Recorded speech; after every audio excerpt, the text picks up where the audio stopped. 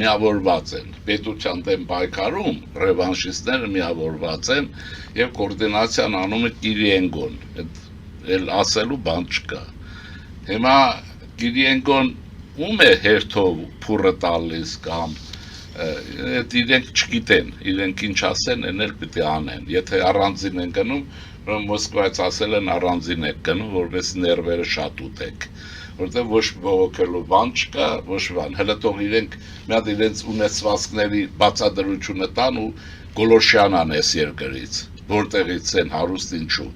եւ ինչ են արել էս երկրի համար եւ Արցախյան պատերազմը ինչ դեր են խաղացել։ Սա ռևանշիզմ է, ժողովրդին բացատրում եմ աշխարհով մեկ։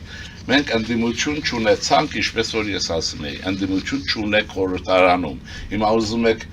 կներեք բարի համար, ձեր ճղեք եւ անթաց ասեք, ֆոկուս արեք, ընդդիմություն անեք։ Դա ռևանշիզմ է, դա ռուսական կազմակերպված ուժ է, քրեա օլիգարխ